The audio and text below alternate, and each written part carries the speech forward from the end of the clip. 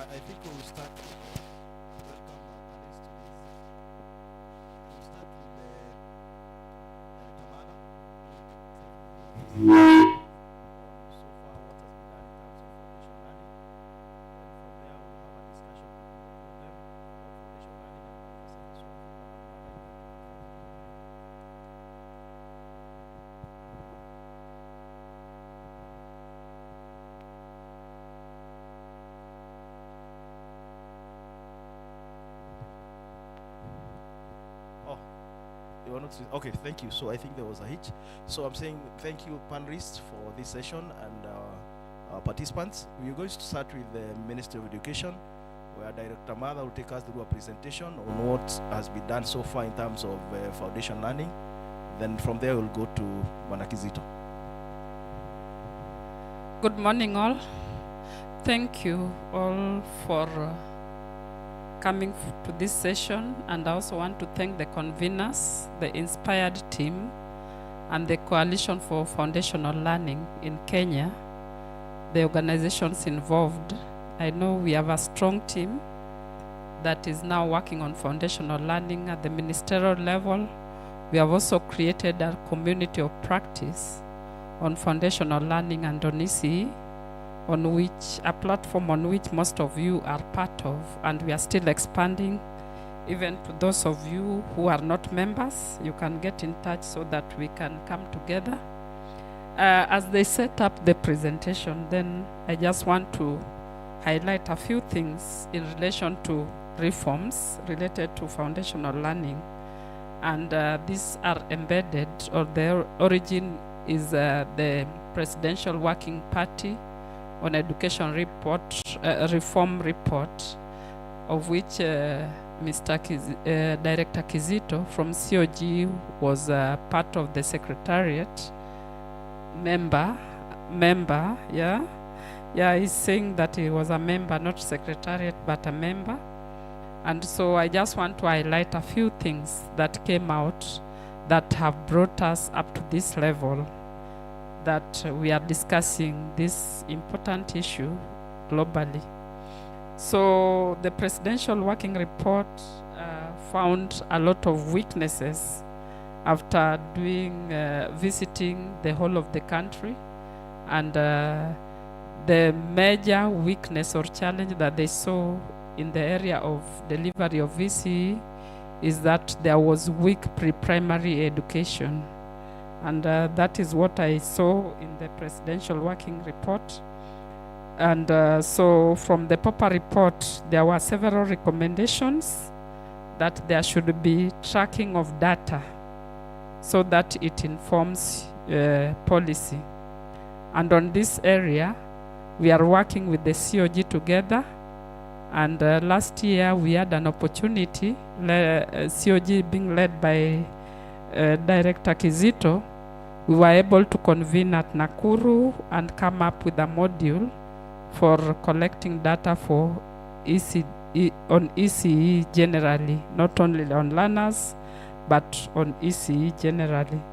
And we are planning to do a pilot in Turkana in the first week of September.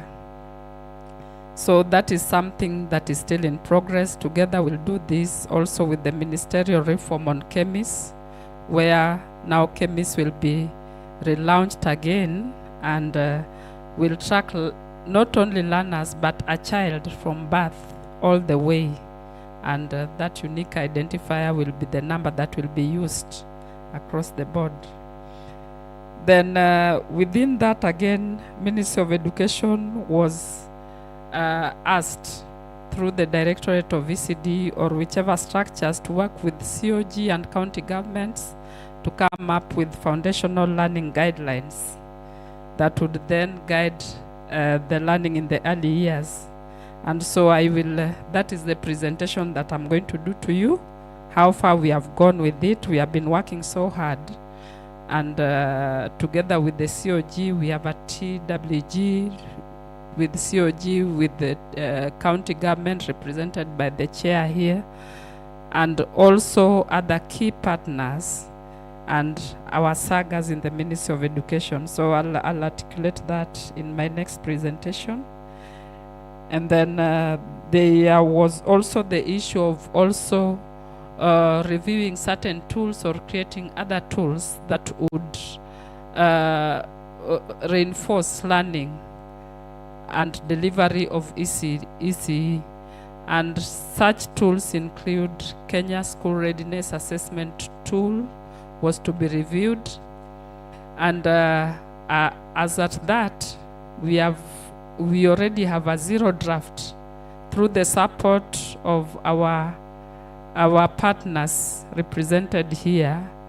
Then we have been able to review the KISRAT tool, and we have a zero draft. We want to start validation. We'll be calling all of you to come and look at it, and we are also calling experts and technical assistants on that area.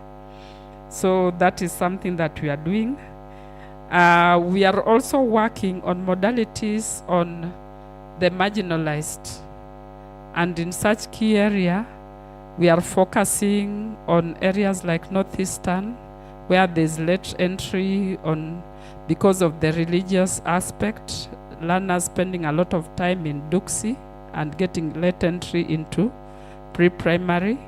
Those are areas of focus that we are going also to work on together with the INSPIRED team and other partners and NACONEC also, and Aga Khan Foundation. We also want to learn a few things from them.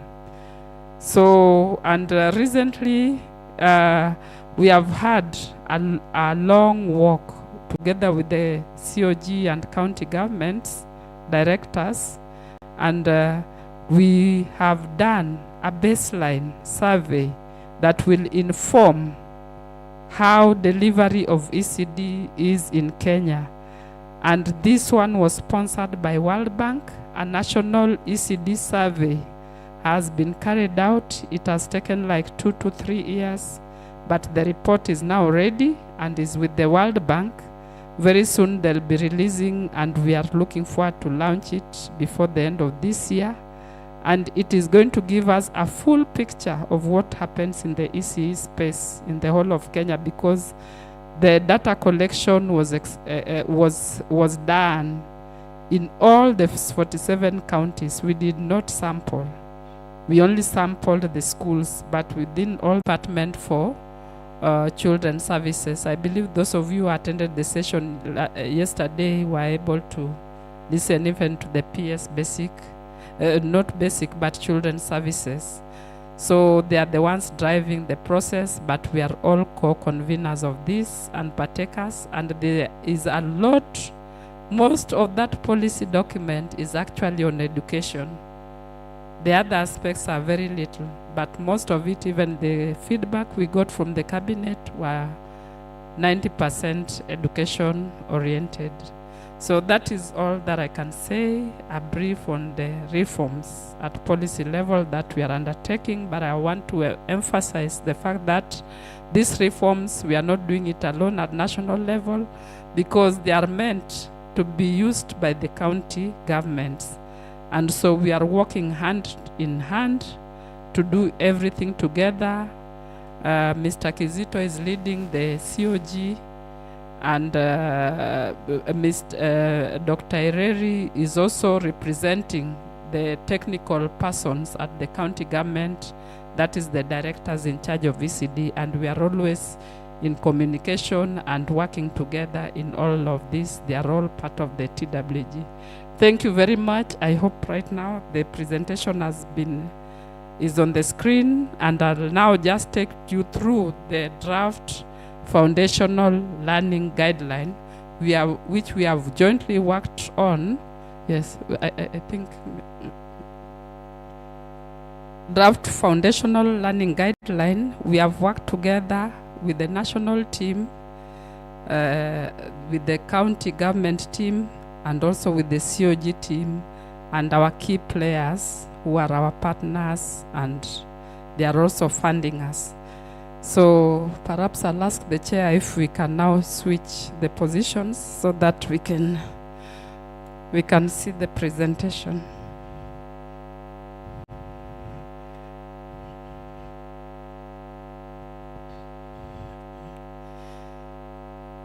So, I don't know whether this is the beginning, Eric. Just go to the very first beginning, yeah? So, what you are seeing on the screen on the first slide was 16th of May, which was a very big day for us because it gave birth to this process. And on this day, we convened with stakeholders at KICD. Those of you who know some of these people, they are representatives of our sagas, the organizations, the coalition on foundational learning, the Director General there in the blue suit. Then we had the foundational learning champions from across the world that had come to Kenya and were discussing this issue. So that was a nice breaker for us, and from there, we were able now to think through and start the process. So let's go to the next. So this presentation, I want to take you through what we have done. We have done this presentation to our senior management team at the Ministry of Education for the purposes of validation, and they have already given us your comment. So as we interact today, I kindly request you that you also criticize it thoroughly so that it can enhance the document. So it's for this day. And now I just want to, this section, I included it just to give a highlight, because some people will start thinking that this is a policy. No, it is not a policy. It is a guideline, and that is what we were directed by the Presidential Working Party to do, to develop a guideline and not a policy. We already have a policy that will be guiding education, will be guiding welfare, will be guiding the health. The Kenya Integrated ECD policy, the draft policy. So now what we are doing is just a guideline.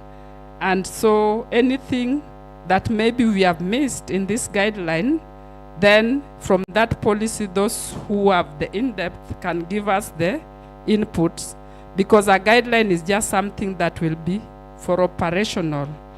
So it will not be endorsed at very advanced level, at cabinet level, but together with the COG and county governments, we'll be able to endorse it together. So what is a policy? Policy is a formal rule or principle that is at a high level or a high level statement, and people must adhere to it. It is a must adhere if it is a policy. Yeah, for example, language of education policy and such like policies, you know them, even in the county you have them.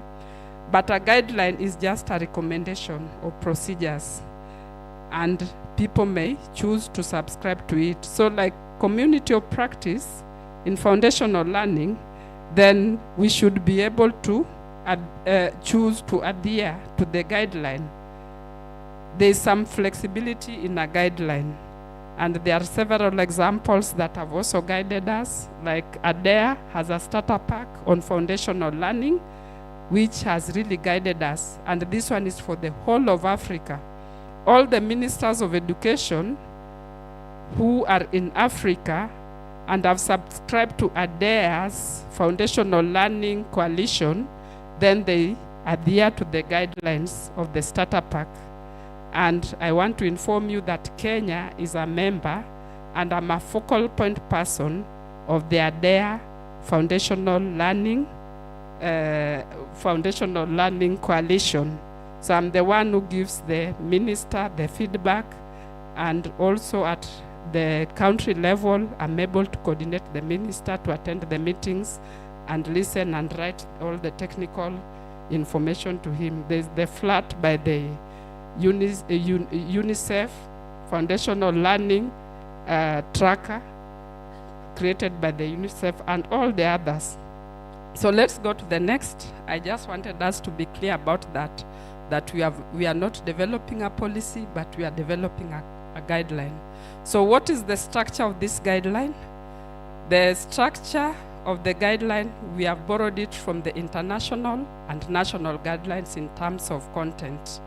And so we have introduction, we have situational analysis, of foundational learning landscape in Kenya and commitments by the government of Kenya, strategies to address the gaps in foundational learning, principles underlying foundational learning, roles of institutions and key stakeholders in promoting foundational learning. So those are some, and finally we shall have an implementation plan where we will be able to say what do we do by what time in terms of the gaps that we have identified in foundational learning in Kenya. What is the name that we have suggested for this guideline? We have suggested the guideline to have a name called the draft.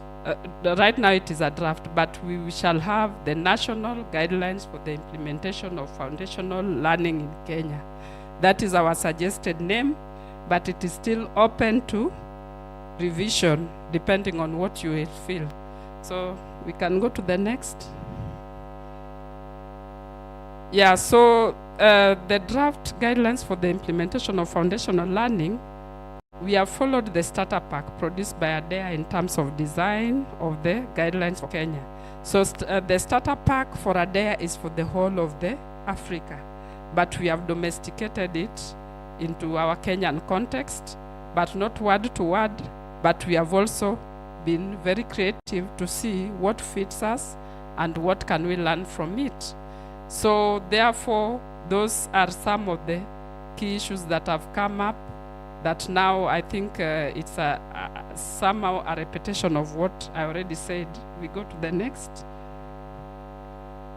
So what is the rationale for the guidelines? The purpose of the guideline is first of all to define clearly what foundational learning is and why it is important to parents and to the nation as to children, to parents and nation as a whole. So that is what we have done. And then secondly, guidelines set out clearly the challenges that children in Kenya and many countries in the world are facing in achieving expected levels. So this area we just tried to bring out why foundational learning is important. And we also defined foundational learning. You know, foundational learning is defined in various ways. Yeah, of course, there's a constant definition across the board that any learner who is not able who has not acquired the basic foundational skills at the age of 10, then is learning poor. So is below, is falling short of that. But then, in terms of defining in terms of levels of education, the definition varies, even in the African context. When we were at a workshop with the ADEA, we found that some countries even define the whole of primary education as foundational learning. Some keep it at ECD, some keep it at so, and in our Kenyan context, we are going to see how our policy frameworks have defined foundational learning. Let's go to the next. So I think I've already defined that. What foundational learning refers to. Foundational learning refers to the acquisition of basic literacy, numeracy, and socio-emotional skills that are essential for building blocks for all skills, including digital skills that are central to thriving in the 21st century, making it critical to focus policy on securing strong foundational skills. So any learner who has not acquired these things that we are defining here by the age of 10, then that learner is poor, yes, has learning poverty, what is called learning poverty, then that learner is in that bracket. So why is it important? Why is it important? Scholars like Hasberg has realized or has stated that those who have not acquired this, it affects them even in their jobs, in their career choices, and how they'll perform in their future careers. Not only at this level, not only at the examination, but even in their future, it affects their futures. A learner who does not acquire these basic skills, even in their future life, they are not able. And even researchers have further said that the impact is not only at a learner level or a child's level, but even at household level. It makes families to become poor eventually. Yeah, because a learner who would have maybe done better in a career now does less, and therefore that family ends up to be poor. Nationally, again, it brings down the economic level of the nation down. So let's continue. So I'm already in the part of why it is important. Next slide, yeah. So what I've been talking about is here the impact of foundational learning, how pre-primary impacts on the brain development of the learner, affecting education, health, behavior. Of course, you know, when somebody does not advance or their mind do not go well with the education level, you know, even the behavioral pattern is very different, isn't it? Yeah, so it will impact on their behavior, their health, and productivity and all that. Enhancing foundational learning will help eliminate extreme poverty, boost shared prosperity, and create human capital needed for economies to diversify. Because when a learner acquires these skills at the basic level, at the lowest level, then they are able even to learn advanced things, the building blocks. They are able to learn easily. But a learner who is struggling will continue struggling even at higher levels and cannot prosper. So those are some of the things at national level. You can see what happens and all that. Let's continue to the next slide. Okay, policy legal frameworks. So here we are talking about the progress that we have made as Kenya in foundational learning. And even continentally, I don't talk about continentally, we all know what has happened, the World Bank on Education Sector Strategy 2020, and then where they found that even COVID impacted negatively on foundational learning, and so many children were left behind. And so that is why this discussion around foundational learning has become very big, because we lost the gains when COVID hit the globe. And then GPE again is really focusing on the issue of foundational learning, Continental Education Strategy for Africa, which liaises closely with ADEA, is really also focusing, and their main focus for CESA is on ECDE. They are concentrating more on issues of ECDE at CESA. Next slide, please. In Kenya, we are talking about the Constitution, which has mandated us, all of us, to make sure that learners get free and compulsory basic education, which is part of. So where is the challenge?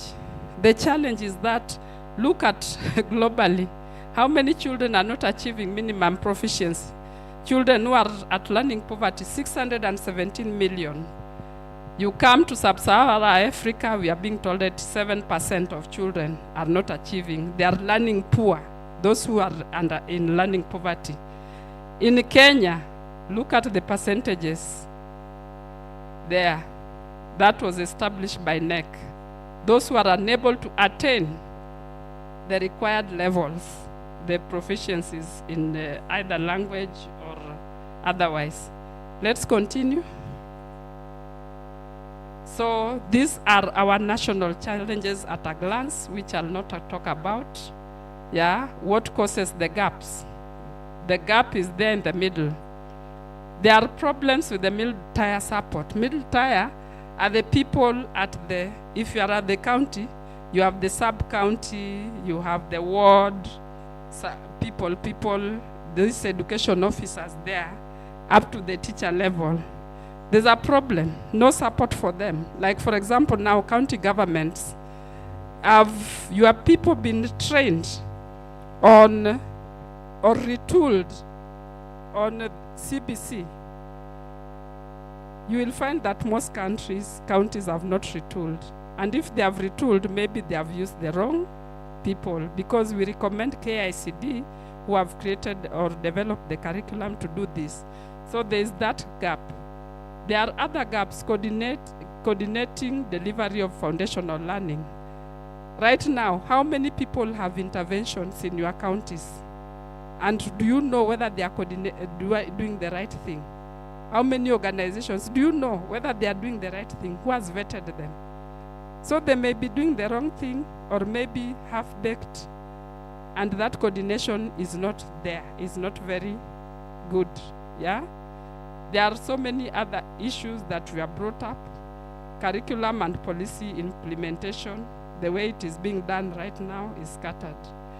Go to the next, please. Commitments, those are the commitments. We have like 5 commitments that we want to see from the foundational learning guideline that we have committed to do.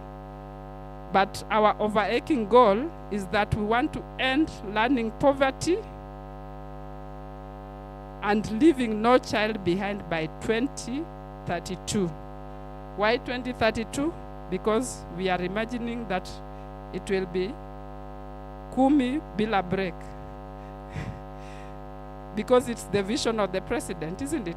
The Popper report. So that is our imagination politically.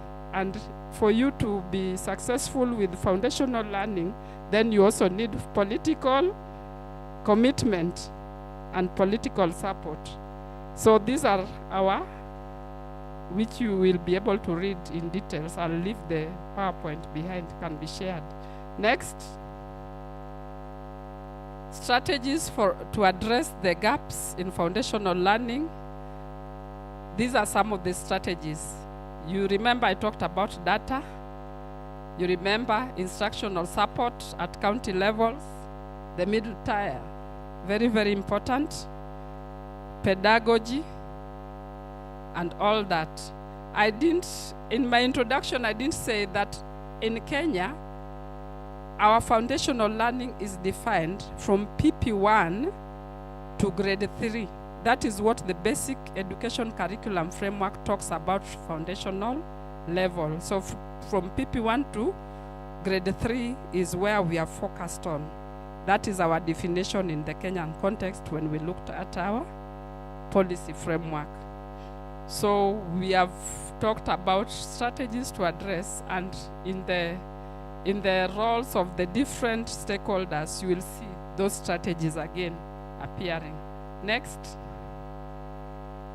Principles underlying, we were thinking of moving this maybe immediately after the introduction there, but we are talking about principles like equity and inclusion. And under equity and inclusion, you can see what we are focusing on. And then formative and summative assessments, evidence-based interventions like what the INSPIRED is talking about, and so many others are trying to do evidence-based interventions. Coordination and collaboration, very important for us, national and county governments, and not only that, even with the partners and the private institutions, we want to focus on this and strengthen this. It's very, very key to us as one of the principles. Next slide, please. So roles, I'll not talk, but these are some of the key education stakeholders that we have identified with their roles that they'll play. And we have annexes, and later on we'll include implementation plan. Thank you very much. Thank you so much. A round of applause. So thank you, Mother, for that conclusive presentation. It has taken a bit of time, but I think it was important. So maybe I'll just have one question for you. Now that you've talked about in the Kenya context that foundation learning is from PP1 to grade 3, those 2 levels of education are managed, one by the national government, the other one by the county government. So maybe I would want to know what strategies the ministry or the national government is putting in place to ensure that these policies that you've talked about and the guidelines are interpreted and implemented at both levels of government.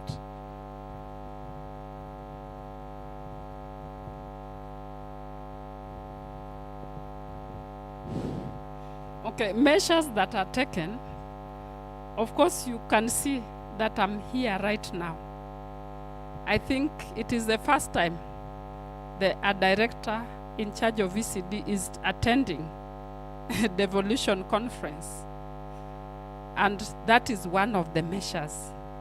We are trying to reach out, we are trying to disseminate, we are trying to work together. There is no activity that we are doing that we don't invite the COG, we don't invite representatives of the county government. Yes? And we are also trying to approve at national level, to approve as many as possible interventions. When people come to us, we advise, we sit down, listen to them, and advise them on how best these interventions can be delivered within the county governments where they are interested. At times, we even check and see whether it is even okay to go to those areas, because there is always a lot of duplication. So when we listen, we even advise and tell them, no, you would have gone to here and not there, depending on the needs that we know at the national level. So the way we ensure this is very, very varied, and what we have decided at the Ministry of Education is that we will try to work together as much as possible. Just late last month, I was in Garissa attending the ECD Network Conference, so that we can blend so much and discuss some of these issues together and work together. Thank you so much. We are going to go to our next panelist, CEO Kizito, who will talk to us about what is Maarifa Center and how our county is using the data from Maarifa Center in terms of, we'll come back to questions. So let's have our second presentation on Maarifa Center and how these counties are using the Maarifa Center, especially in terms of EC planning and also in terms of resource mobilization and working on the ECD sector. Kizito, please.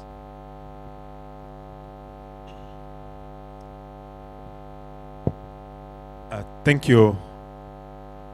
I have just asked somebody to check where this invasive booming is coming from, lest they want to interfere with this session. Now, I really want to thank, first of all, the convener of this side event and all the partners, and weigh in on the conversation on foundational learning, but with a key focus on what is it at the Council of Governors and all the other opportunities we have to embed this foundational learning within our governance architecture of the two levels of government. The first is that you will agree with me that matters concerning children are scattered in terms of intervention by government.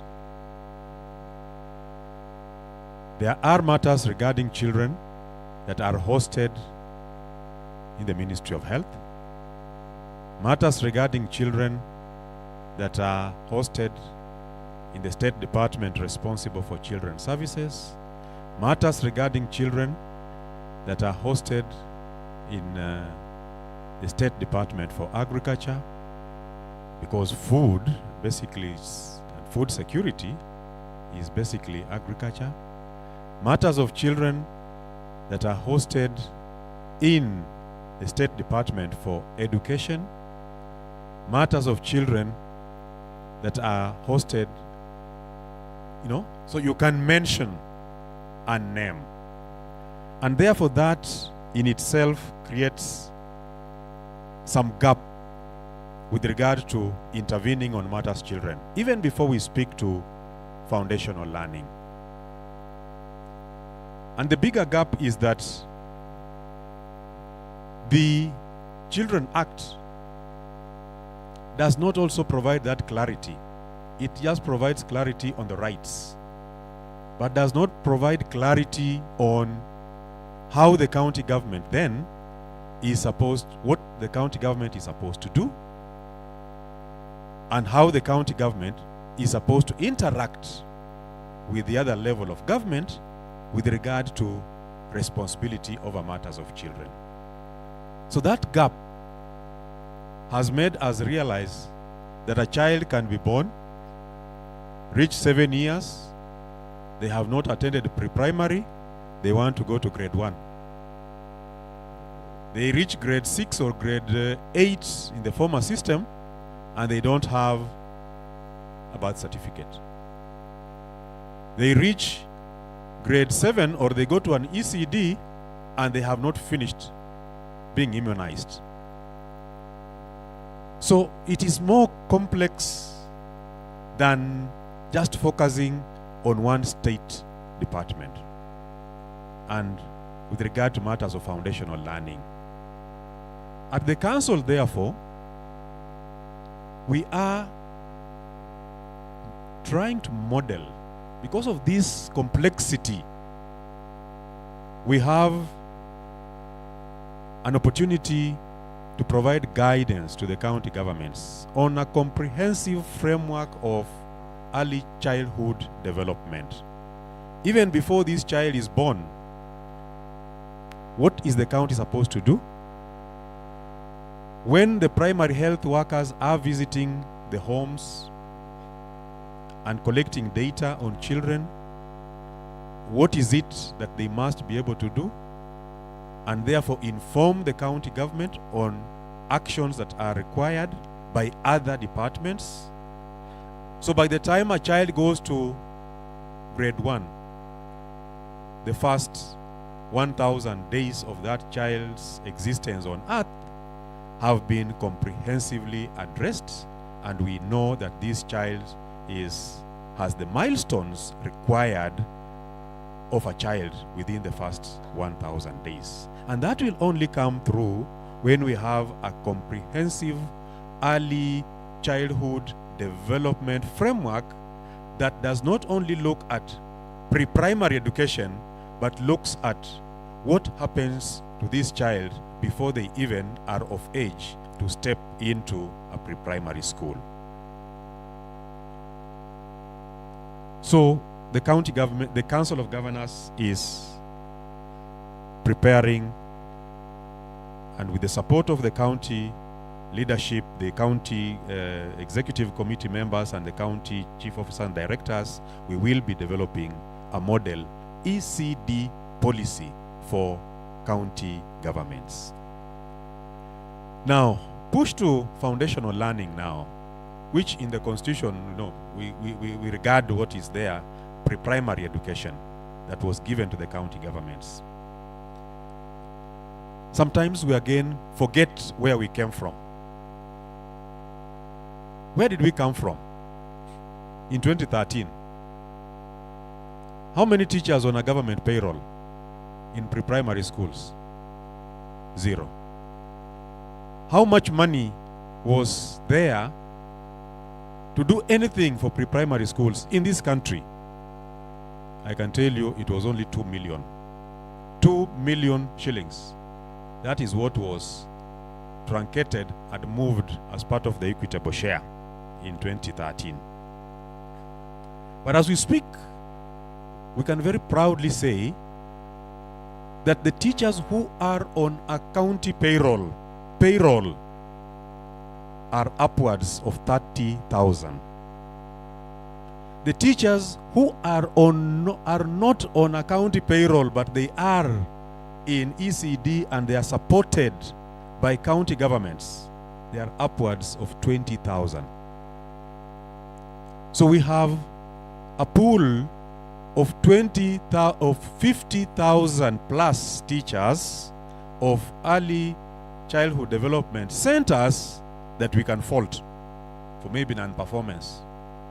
We can fault for everything. But for us, I think we should step back and say we can celebrate the county governments for at least that achievement of not less than 50,000 caregivers, teachers who are supported directly by county governments. So and I can speak to infrastructure. What was the state of infrastructure 2013? What was the state of learning materials in 2013? What was the state of curriculum delivery and quality assurance in ECD? It was absent. Absent totally. But now we can speak to very deliberate attempts by county governments to provide learning and teaching material, to provide infrastructure, to embed a curriculum within those schools, and many county governments have quality assurance teachers who then, quality assurance officers who then we need to provide support to do even a better job. That notwithstanding, at the Maarifa Center, we have a lot of good practice stories that are documented in Maarifa Center. And we are looking forward to now having a specific compendium that is just focusing on pre-primary education, ECD. We will be having a compendium in this quarter that is focusing on what is it that Busia has done, what is it that Makueni has done, what is it that a story for each of the counties. And therefore, through our knowledge management champions, we will be reaching out to the respective counties, the CECs, to provide us support, to initiate the stories, so that we can have a very dedicated compendium on matters of ECD to celebrate the milestones that we have made. At our Maarifa Center, we are also having an open data portal. If you had a chance to go to the pavilion of the Council of Governors, you will be able to be shown where all our ECD centers are in this country, all of them, county by county.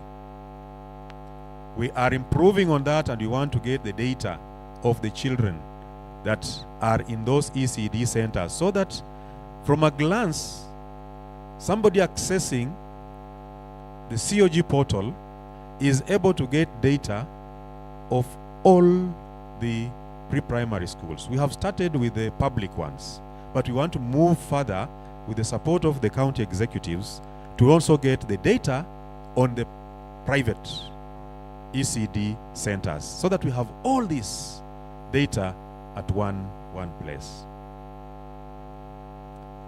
Further to that, we are aware that each of the county governments is developing or already has a dedicated GIS lab. Please, if you don't have the data of the ECDs and what you are doing in the ECDs in the GIS lab of your county, this is an opportunity that we want to have. Through the land governance program that we are facilitating in all the 47 counties, we want to make sure that by the time that program is, the land governance program is done, all the GIS labs in this country for each of the 47 county governments are in place and are providing data. I want to celebrate those counties. I don't have a figure for all of them, but there are counties like Vihiga which pioneered the GIS lab, and you go there and they can be able to tell you, today we had 20 learners in this ECD center only, but they were expecting 35. So maybe 15 did not attend the school on this day. That is how far the Vihiga GIS lab has gone for now. Each of the counties has that opportunity before we wind up this program. But at the same time, the issue of data is quite critical. And we are also developing a guideline, a model county statistics policy. That model county statistics policy is supposed to help us anchor a county statistics bureau in each of the county counties, so that issues of data are not like whom have you asked for the data. If you ask Martha Odundo, she'll give you data for ECD. If you ask Kizito, he'll give you data for ECD. You ask KNBS, they'll give you data, and this data is all different. So we want to make sure that the county government, as a constitutional authority for matters of statistics, is able to host all statistics of that county, including statistics on ECDE. Finally, as I present the opportunities, at the Marifa Center and through the Council of Governors, you are all aware we did finalize on the pre-primary teacher schemes of service. Not all counties have implemented that to the full because of resourcing issues. Secondly, later today, courtesy of the Council of Governors and with the support of the county governments, we will be launching a county pre-primary school feeding model policy document, which then each county can be able to customize to ensure that there is an opportunity for each child to have a meal while at school in this country, in all our ECD centers. Some are already advanced. They have models that are already advanced. They are already implementing a school feeding policy, but we now want an overarching policy guideline each county will develop so that it is able to guide them on what to do to ensure that the access to education, pre-primary education, is not interfered with just because the child did not have an opportunity to have a meal. Thirdly, I had alluded to this, we are also developing a model ECD policy, which I had mentioned. And finally, on the other actions we are doing is considering the very diverse interventions of matters of children. We are reviewing all the policy documents that the county governments have on matters of children, so that we can comprehensively look at what is has the county already done in the policy and legislative framework, and therefore provide a general guidance on then what improvements for each of the counties needs to be done to ensure that the welfare of the children is comprehensively addressed within the statutes that we have as the county governments. And a missing opportunity we have had, in spite of the very good work that we are doing, the health sector, I can assure you, the cabinet secretary and the chair of the health committee are on a one-to-one.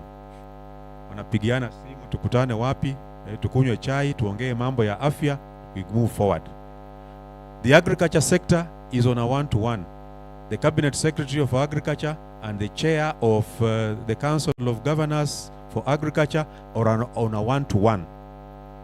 Wanapigiana simu. So they make things move easily because the apex decision makers have already given direction. Other sectors are also doing the same. That is something that we want also to develop. A comprehensive intergovernmental framework in the education sector, so that the cabinet secretary can also be on a one-to-one with the chair of the education committee of the council of governors to help us unlock a lot of these, institutional barriers that people, the roadblocks people put on the way for delivery of services to the child with regard to learning. I want to thank you, Asante Sana. Thank you so much. A round of applause. A good one, eh? So I think at this point you're going to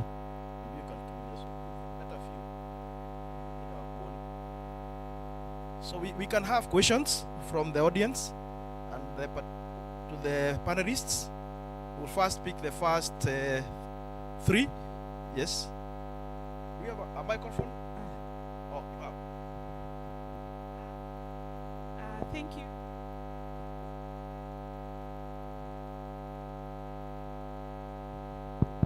Okay. Good morning, everyone. Mine is to appreciate the panelists, the 2 panelists. At least I was in to listen to Madam Odundo and my colleague director, Kizito. And allow me to say that this is a very interesting discussion, and I'm actually excited that I came to this tent. But allow me to say that perhaps maybe what you would have looked at is the issue of policy and other underpinnings. Can you hear me? Oh, this is better. Let me appreciate the 2 panelists for the rich discussions, and I've really enjoyed listening to both of you. But perhaps what we needed to ask ourselves is whether we needed to concentrate on data to action. Actually, the real issue here is from paper to data to action. And the reason why I'm saying this is because, number one, if you don't have the right underpinnings, chances are that you will not get the right interventions. If you look at the discussions that we've held today, and when you were looking at other legal frameworks and policy frameworks that exist in the country, you realize that we have several frameworks that address issues of education, but without really addressing them coherently. Now, we are talking about guidelines here, and as a lawyer, I would tell you that guidelines do not exist without foundational documents. Guidelines are usually administrative documents. They must be anchored either in a policy or a legal framework. And that is why we need to ask ourselves, do we have the right legal and policy frameworks to support this? And that is why I'm saying that we need to look at paper to data into action. And for us to be able to have actions, we must be able to understand what are the principles and the guidelines underpinning the issues that you're talking about. And if you look at the problem statement that you presented, Madam Odundo, you realize that one of the issues that was actually left out is a lack of understanding or an appreciation of the foundational learning in this country. If people don't understand the whys, you will not be able to address the whats. And allow me also to say that as a Council of Governors, if we have a compendium on early childhood learning, and if it is not founded on the right principles, what we'll have is that we will have so many stories that are actually not informed. I like the fact that as in Kenya, we have actually talked about the age of 10 years. I do not know about other jurisdictions, but if you look at the age of 10, it means that you're talking about education that is both in the national government and in the county government. And I like what my director has said. There is absolutely no way that we are going to address these matters unless the 2 levels of government are actually working together. You have actually addressed the guidelines, and they are beautiful guidelines. And I like the fact that you say that at the very end, by the way, the second last slide is actually about principles. Principles must come up because they are the foundation upon which then you are able to develop the policy intervention and address the policy issues. There is absolutely no way we are going to achieve this unless the national government and the county government and the community and other stakeholders come together and have a conversation. I'll be very happy when you are validating these documents that I will sit in that discussion. But I can tell you, unless we address the foundation of education, we will not be able to achieve it. How many people understand that if children don't have a good foundation, it actually affects learning outcomes and other outcomes? Because it's not just about the education outcomes, it's about many outcomes, and you are able to address it. How many people how many people do understand that? Perhaps we need to go back and ask ourselves the why conversation, because if we are correct about the why conversation, we will not be having this conversation, and perhaps we will be talking about implementation of some of the recommendations that we have. Thank you. Thank you. I think that's more of a comment than a question, but I think that's good. We'll take care of it then. Yes, thank you very Waziri. much. As I said, I'm Naholi Beatrice, County Government of Busia. As well, I'm the Secretary of the Education Caucus at COG. So I speak for the 47 counties. And I really want to appreciate your presentations, both of you from Dundo and Mr. Kizito. Thank you. That was it was actually very informative, and thank you for the organizers of this session. I think for me, mine will also be like a comment. And I really like the way when Akizito ended it, talking about the fact I've read comprehensive intergovernmental working relationships. And that is what I think, and just according to what we've said, if we don't understand the whys as counties right from the beginning, and becomes very hard for us at the end for buy-in. And I like what Hamasi said. She said she sits and I think you usually you talk to your minister, to the minister, who I think informs the president on what is happening. So I know in such a process that happens. It always goes up, isn't it? So you get information, you go share with the minister, and I'm sure in turns it finds out to State House. Now the challenge you're having in county government is that, yes, and I'm not demeaning our directors in any way, they really work very hard, they come for those meetings, but at times the channel of communication back to the county level, where I sit in cabinet, I'm supposed to brief my governor on what is happening. But that is always lacking. The directors that I anyway appreciate, they come and do a lot of technical work with you people. The CECs, we are called much later and told, okay, now there's a document you validate. Asking yourself, how? What is this? When was it? Like I'm hearing there is one that is being launched. Is it, you said in September? You are launching something? I'm hearing for the first time. But we are the implementers. And as a policymaker, my governor should now be up to date with what is happening. So that, just the way you inform it, so I think I would like to suggest, I know you prefer working with the directors, but I think as COG, maybe with the at least let's have the caucus, at least people from the CEC caucus in those working groups. I know we are policymakers, yes, but a way of communicating. Because otherwise that's how it comes to a place and you are like, we are disowning and saying no.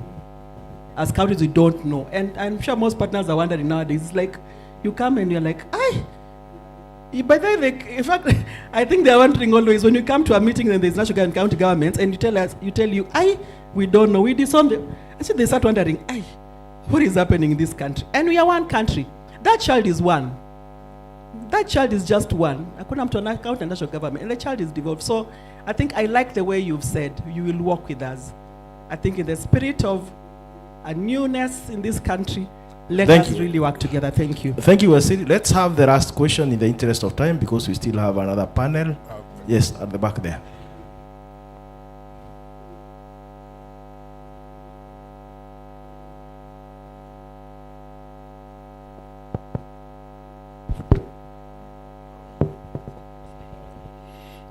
Okay, thank you very much. I'm Martin Opere. I'm the CCM Education, Homa Bay County Government. Thank you very much for your presentation. I have three concerns. Maybe the last one may not involve our presentation in this room, but it still involves county government. Number one is about data of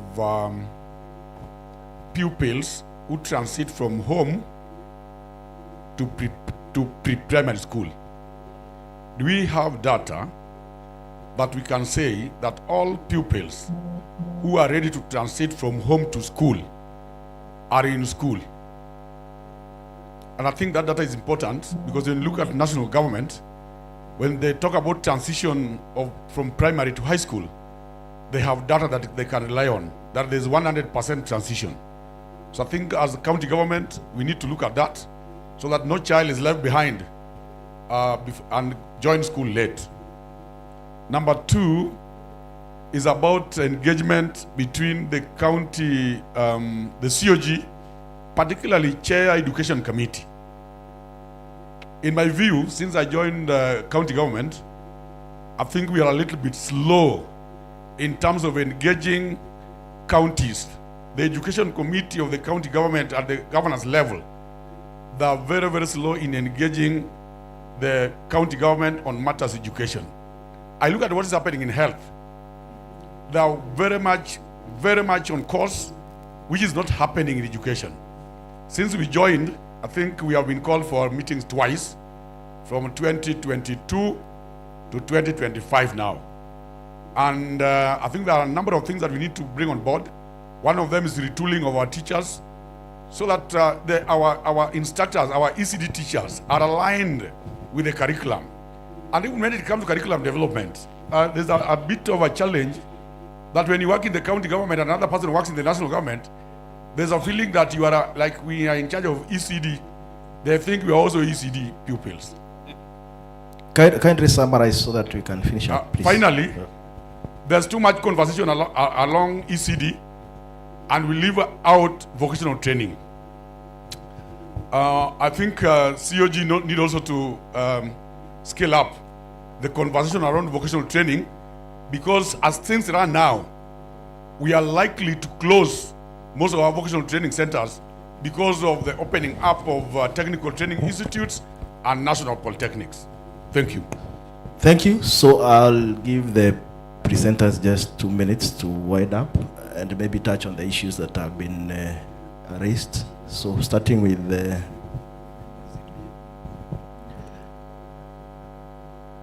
Well, I must say I align with all the comments from Waziri. That gap on data, and therefore the transition from the household to a pre-primary school, is a gap that I alluded to. That we do not have a framework of knowing how a child is developing right from the time they are born to the time they are eligible for primary school, for pre-primary school. We don't have a framework in Kenya. So we are working on that, and we will be reaching out to you to be able to get your views on the structure and content of that comprehensive early childhood development policy for each of the counties. I totally agree that that gap of engagement with the CCMs, which Waziri Busia has also alluded to, that is something that we have noted, and we will be dealing with it. The vocational training centers, that is another cancer, in the room, and we must deal with it. I totally agree. And right now, because this was just specifically on this, the first entry point, we have determined 2 entry points. One is, just like we have the scheme of service for the pre-primary school, which was adopted by the Council of Governors, and is largely up to 80% of the counties have implemented it to the full. But the resource gap has been a challenge. We are also on track to develop one for the trainers in the vocational training centers, so that at least that comfort is available for the trainers. And I must say, I resonate with the views that you have been able to raise, and we will be dealing with them. Thank you. Thank you very much for your comments. I would say that the madam who is in charge of legal at the COG, this is also like a validation process, because the members represented here are also education stakeholders. So the comments that will come out of here is going also to build into this conversation and into this document that we are making. But I also want to say that this guideline is already backed up by legal and policy frameworks that are available for ECE in Kenya. I know that the COG or the county governments enacted ECE Act in 2021, and it is there, though of course there are some things that came in between that should be realigned also to the National Education Act, but it's still an act that is in existence and in use. So that also backs it. There's the Presidential Working Party report. That's a legal document that COG and county governments were also part of the process. There's the National Pre-Primary Policy of 2017 and National Standard Guidelines Policy of 2018. Those are still documents that are still valid and legal.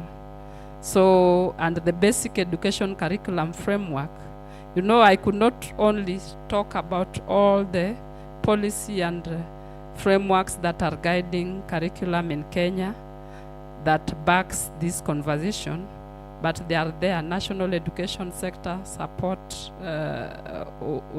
document that we have, the NESP, is also in place. It's guiding this and has articulated issues of foundational learning and the gaps. So it is embedded on so many other policies and legal documents that are in existence. The Constitution itself is the supreme law, yeah? And has already talked about this.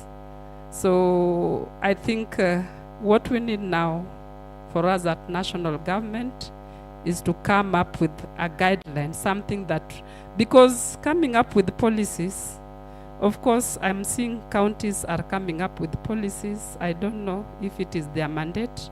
It's okay, you come up with them. But so many policies, again, is not also very good if they cannot be implemented. You have a problem in this, make a policy. A problem in this, make a policy. When will you implement all this? I think for us, we have felt that a guideline is good, so that we have something simple that can be operationalized. Then I also want to comment on the issue of the caucus of CECs. I appreciate your comment, Madam. And this is a day that I've been looking forward to as a director in charge of VCD at the national level. I also want to say that perhaps there's a problem of communication somewhere. The communication channel should be streamlined and made efficient, because even in this process, your CEO of COG, I have a letter from her that nominated CEC Makueni in charge of education, but she told me she moved on to another department. Elizabeth Muli, she's nominated as the person to sit with us. So when I contacted her, she had already been transferred. So that is another challenge that we cannot control politically, because you know, we cannot tell governors not to move the CECs, but I appreciate we can follow up with you. So Director Kizito and Elizabeth are supposed to be sitting on this. So I think I can stop at that, but please help us as the executive members.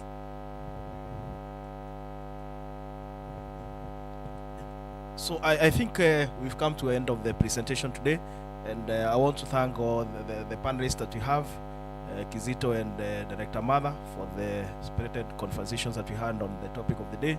I also want to thank all the participants for ensuring that you've been here to give an ear and also to make your contributions. Unfortunately, we have another group coming in, and in the interest of time, I think we'll end it there. Let's have a round of applause for all the presenters, and thank you so much for taking part in this meeting. Thank you. Thank you so much. I think I'll quickly invite, we have one more session to go. So Prof, my CEC from my county, don't leave me, don't abandon us now. I want to invite semester team and the Action Foundation and EdTech. We want to do it joint because of time now. So you just come in front. We are going to move fast. I think that was important because policy matters sometimes are very critical. And we also started late. That's where we are struggling with time. But I think we want to see if we can manage very quickly the remaining time. Okay. We have one more colleague coming. So you can put it there. Let me pick this. We have we start with error analysis, and we are going to ask the semester team to move this way. We'll ask the semester team. First, we'll do a quick introduction of the panel. It's now a joint panel, and then we move on to the presentation. So we start with just your organization and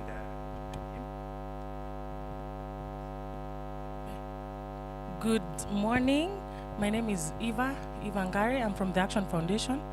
We work with children and young people with disabilities, and as an organization, we are very glad to be part of this forum to just share a little bit about how we are partnering with counties around that work. Thank you. Good morning, everyone. My name is Shiko Mbogwa. I work with the EdTech Hub.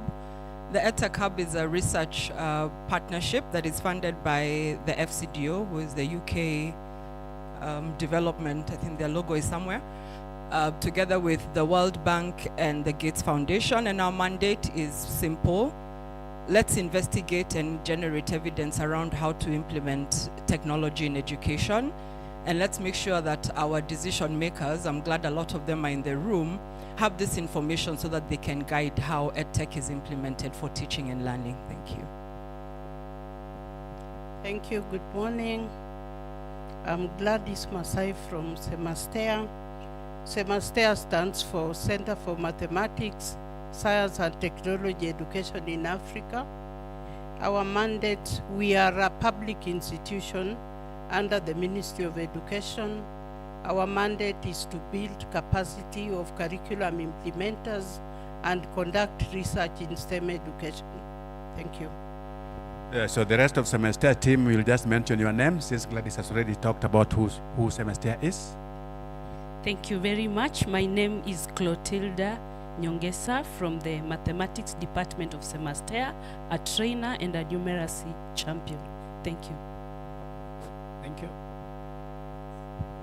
Yeah, good morning, everyone. My name is Dr. Karanja. I also am a member of Semastea. I'm in chemistry department. I also do head the research and development department. Thank you. Good morning, ladies and gentlemen. My name is Charles O'Donnell. I work for Sightsavers as a technical advisor in inclusive education, and Sightsavers leads the inclusion component of the INSPIRED program. Thank you. Thank you so much. I think with that, let's invite the Semastea team. They'll take just 10 minutes, and then Charles will take another 5 minutes, and the other colleagues, EdTech and the Action Foundation, 5 minutes each, and then we are able to wrap up, because I know there's a group that should be coming in at 11, and we don't want to be fighting with other partners. Yes, so Semastea team. Okay, thank you very much. Just go to the... yes, but...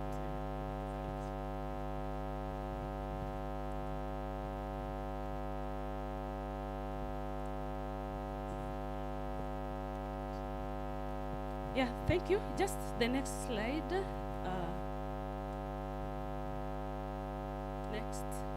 And the question we were to respond to is about error analysis, and I will say something.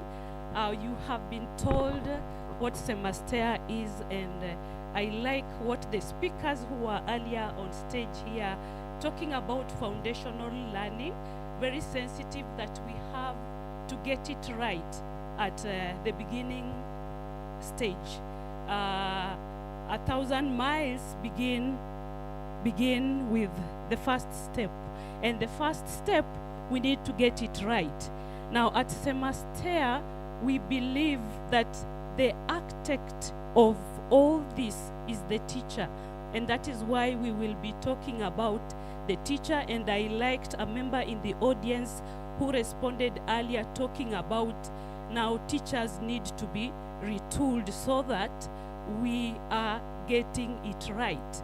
So Semastea, we look at data-driven evidence in that we need what is it that we can help teachers to help the learners, that the learner at that low level can confidently maybe count correctly 1 up to 10.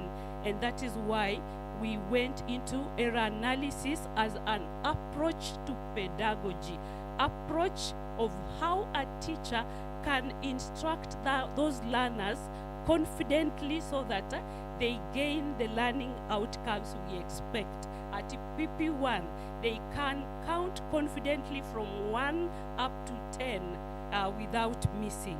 So error analysis is actually a systematic way that a teacher uses to understand the learners, to understand the mistakes that they are doing, and use the mistakes to help hold the learners' hands, help change the instructional method so that the learners master and get it right, to make it correct at every other level that they graduate to. So in simpler words, that is what error analysis is.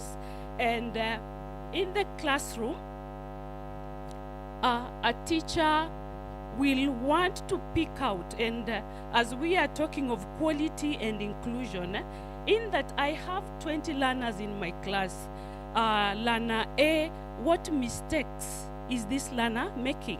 And a one-off mistake is not an error. So the teacher makes a deliberate effort to study the pattern of the mistakes that the learners are making, then interrogate. I have to help the development of the mental process of these learners. Why are they making these mistakes? How are they making these mistakes? So the teacher goes at a further level to categorize. Is it out of memory? I asked learner A to count, and the learner is like 1, 2, 4, 6. You see, they're skipping numbers. So the teacher thinks, how do I get to help this learner count confidently? So the teacher has to categorize and say, okay, there is memory lapse, so maybe this could be a factual error. So the teacher has gone ahead. There are errors that are being made. So categorizing, this is a factual error. Now maybe the way the learners are doing it is not correct. The learner has to count the chairs, okay? And remember, at this level we are talking of early childhood, the learner's learning is about play-based and activities, simply that. And so the teacher gives some short activities that are play-based, and the learner begins to count the chairs here and begins at 2. So meaning the procedure, the learner is not getting it right. So the teacher can be able to categorize. Is it a misconception that when I have gone further beyond 10, the learners are thinking 13 is 1 plus 3 and not 13 the way it is? So the teacher categorizes that and thinks of working with these learners. How do I help them? So they come up with activities, interventions that speak to a specific child. This one, the problem is they are not able to count. How do I, what resources do I use so that I address this error to help this learner come out? And after categorizing like that, intervention strategies now come in. And Semastea, what we do, and I will mention this, we have done this error analysis as a research in one of the counties, no, 2 counties, in Bungoma and Nairobi. So in Bungoma, what we did, after sitting in those classes with the teachers, after being able to watch through and see, we sat with the teachers, and as we were noting the errors, so how do we co-create knowledge in that? What strategies do we use for intervention? And we sat with the teachers and made the resources that were to address. The learner is not able to count. Can we make tangible, concrete materials that we can place there so that the learner is playing? What singing games can be used to help this learner do rote counting? Can we, if the learner is not able to write the number 2, can we use the tracing papers? Can we use the cutouts? So we sat with the teachers, did that together, modeled some micro lessons with the teachers, went back to the classes with the teachers, and they were able to use that. And later on now, when we went to check on the learners again for midline, there was improvement. So we are talking of how does the teacher use the errors that the learners are making to hold their hands, help them get out of that, because you find that if the mistake is not corrected, it actually makes things difficult at a later level. So after doing the interventions with the teachers, there was improvement. You find that learner engagement improved,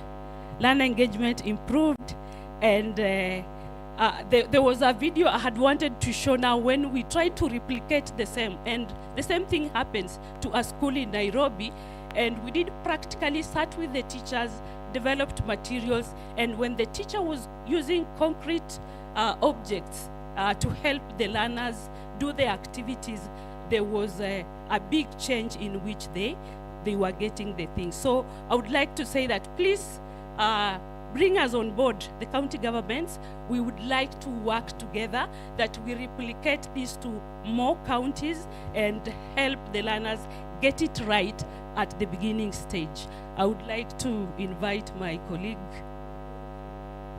Titu.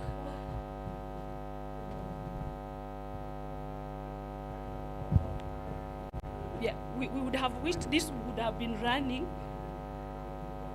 It's okay, you can go ahead. It can be running on silence. Okay. So thank you very much, my colleague. Yeah, so that's what we did. I think for us is just to see the presentation that was there before in terms of guidelines and policy brought about the need to bring on board the children to school. So ours is only to request, the way Madam Crotila has indicated, bring them to us. But we need to ask ourselves, why this? Why does it work? So the first is that when you use this approach, then you're able to address the learners' misconceptions very early, because the way we all know is that if learners proceed to primary school with some misconceptions, then those misconceptions might become bigger learning gaps. The other why is that we promote metacognition. That is, the learner is able, once you guide the learner how to identify the errors they are making, the mistakes they are making, and address them, then the learners will be able to reflect back as they undergo through learning to see whether they are doing it right as they have previously done. And the last why, perhaps because of time, the second why is that you enable learners to build resilience.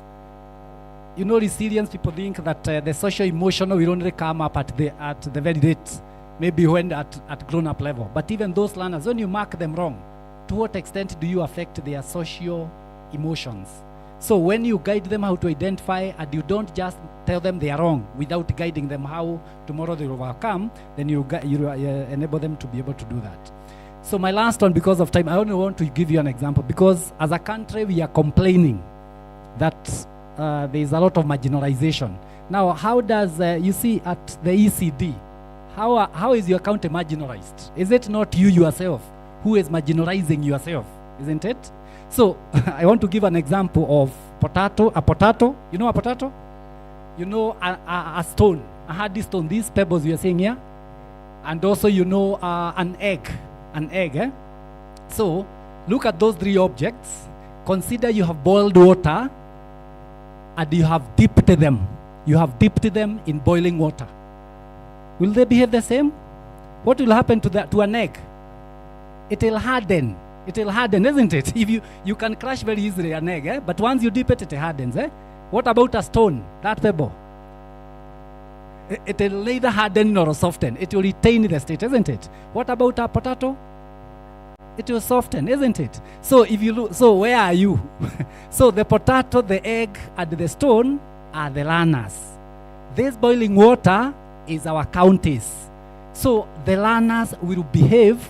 It is the opportunity that we need to bring them. Let us not say that we are marginalized. All our counties are boiling water, we are uniform.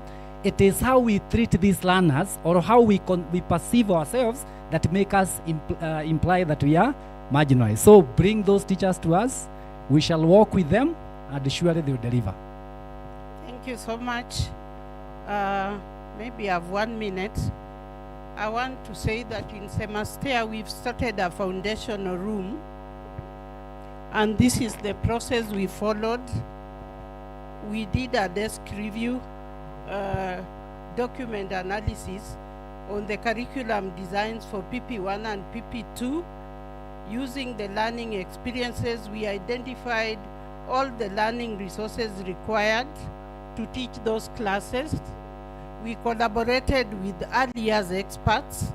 We've developed a very good resource using locally available resources, and we use this to showcase best practices from teachers from different counties who visit us. We will just showcase that foundational room, video 2,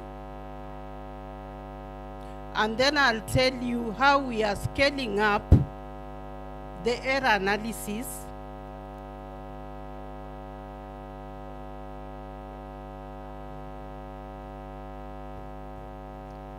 So the error analysis you've been taken through, that strategy, we'll be scaling it up in 15 counties.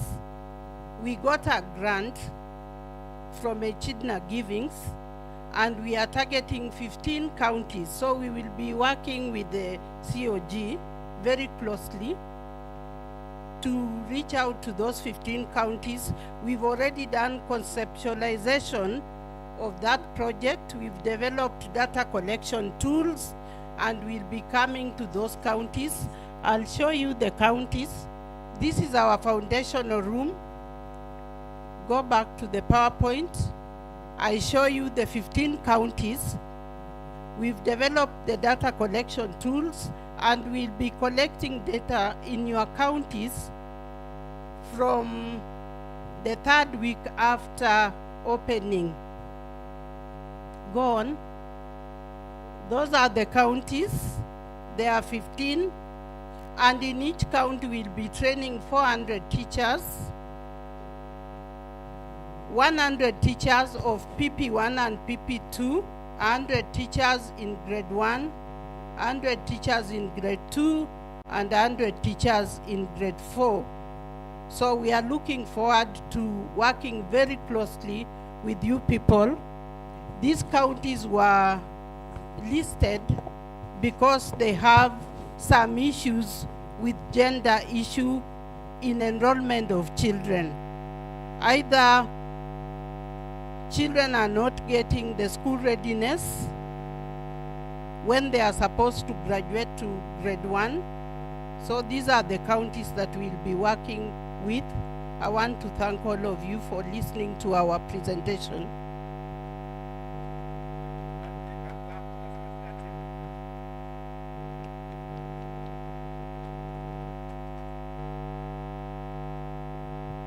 Thank you. Clap once again for the semester team. Thank you so much. I think the counties will urge you to have one-on-one with the semester team after this, and then you can also see how to link up with the COG for arranging the work that follows this. So I think straight away I'll go to the other session so that we are able to save on time. I'll invite Charles to brief us on what counties should do around equity and inclusion, and then I'll follow with EdTech, and then the Action Foundation will come last. Good morning once again. I'm pushed for time, and so a number of issues have already been raised during earlier presentations, and that makes it even easier for me, because a number of things that I have identified as gaps in the counties that hinder or make it complicated and difficult for learners with disabilities at ECD level have already been identified. Counties have a mandate that only them can actualize and make able, because all county governments have a unique understanding of the communities that they come from. They have a unique understanding of the challenges that they face, and they have a unique mandate that has been given to them by the Constitution in regard to early years education. And so a number of barriers still exist to prevent learners with disabilities from maximizing and thriving in education. And I'll just name a few. In some instances, infrastructure is still a very, very difficult issue. Capacity of teachers, and you just heard counties complaining about retooling, confirming that capacity of teachers, not just in delivering in their mandate, but also in providing support for learners with disabilities. The aspect of attitude among communities, among children, and among regions is still an issue. Delayed or misdiagnosed needs of learners with disabilities is still quite an issue in many of our counties. Marginalization, which comes with stigma, still a very big issue among many of our counties. And of course, shortage of learning materials, as has already been identified by Mr. Kizito, among others, is also been identified. And what should we do? An author called Arthur Chan says that diversity is a fact, equity is a choice that we have to make, but inclusion is an action that we need to take. And we need to act now. We need to take the action now. And in taking an action, we build an inclusive and resilient systems in our county governments that will reach every child. Therefore, looking at every child without first looking at the geography from which the child comes from, without looking at the ability of the child, and so marginalizing those children with disabilities. This will give us inclusive policies that prioritize marginalized children and include those with disabilities, even those that come from very remote areas and areas that are, in some instances, are politically unfriendly. It will bring us to have integrated inclusive services that will combine health, nutrition, protection, and education. You heard that it requires a multi-sectoral approach as in order to meet the needs of the 21st century child, and even more so child with disability. It will give us empowered educators who are trained, supported, and motivated to deliver on quality early learning for our children. I have specific ask of county governments, and especially those that are represented here. Invest in ECD infrastructure that is safe, accessible, and child-friendly. Support teacher development through available training and mentorship. Embed inclusive education into your county strategic action plans and budgets. Engage communities and other stakeholders in co-creating solutions that reflect local realities. And to repeat what has been said, use data to progress and inform decisions.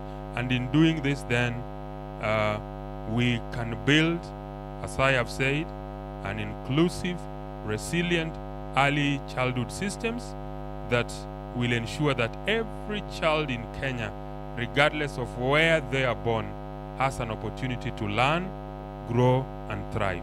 Thank you.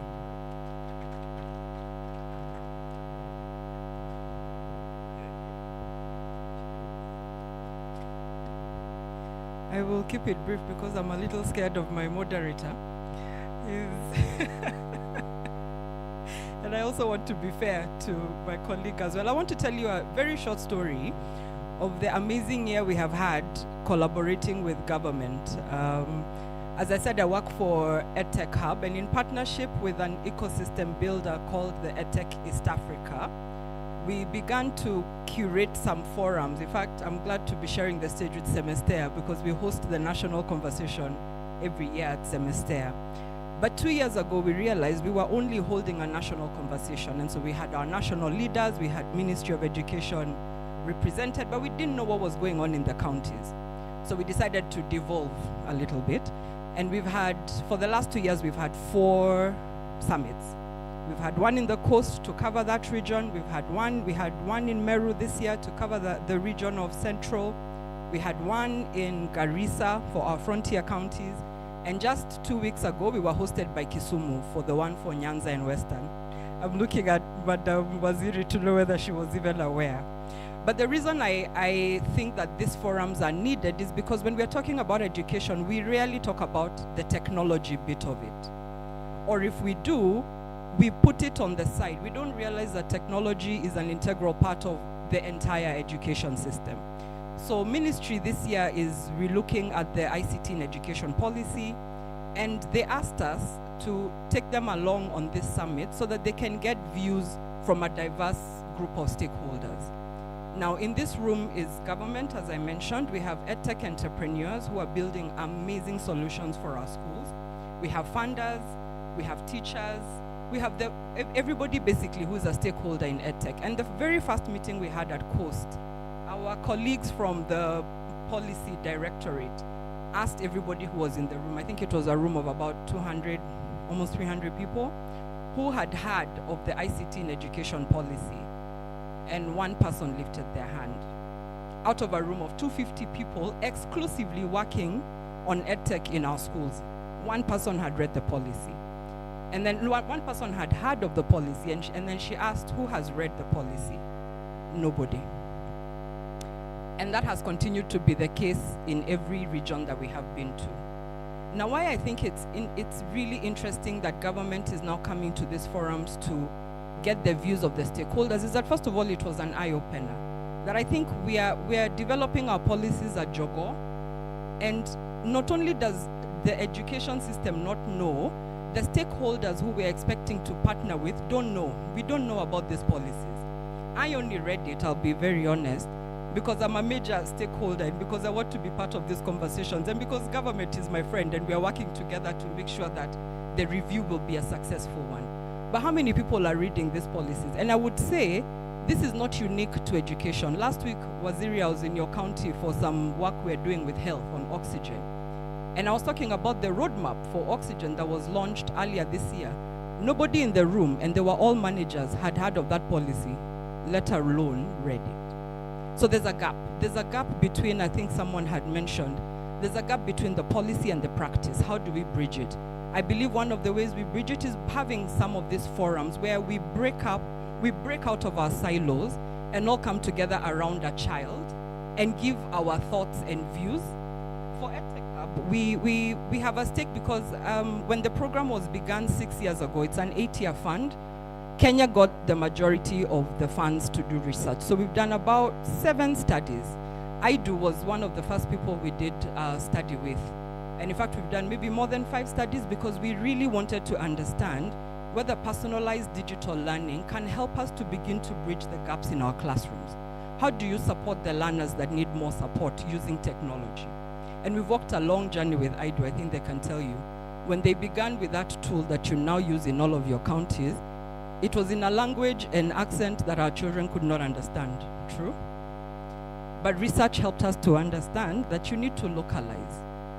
Another thing is it wasn't an equitable tool. We were giving one tool to a PP1 class of about 100 learners in some cases. What normally happens is if you give a teacher such a tool in such a class without proper understanding of what that tool is for, they will give it to the fastest learners all the time. So you're accelerating the fast learners who already don't need the acceleration, but we're leaving behind the ones that need support. So we had to alter some of how this tool is delivered in the classrooms to make sure that it's actually helping us. We've been doing with them. So,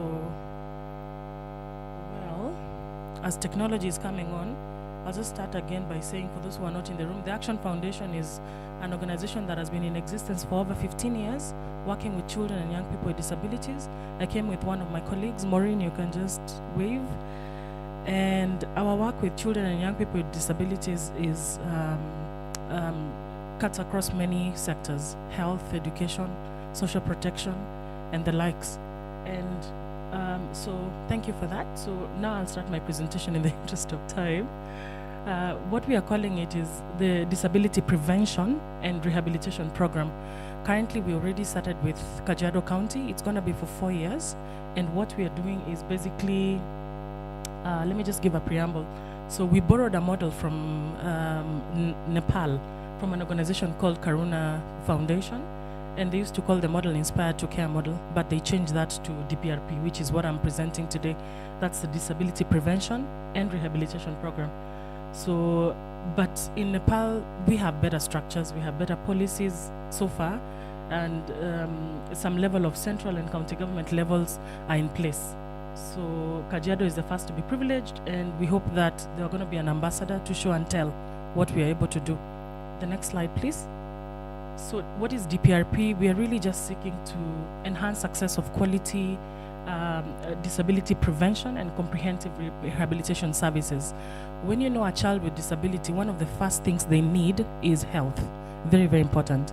Number 2 is education. We need to get out of the cycle of dependency. So that's really important. Our intended outcomes with county governments is improved health status for the mothers, so that when they visit the hospitals, they're able to get the services they require to prevent disability for what can be prevented. Number 2 is just to improve the quality of life through the CBR, like community-based rehabilitation.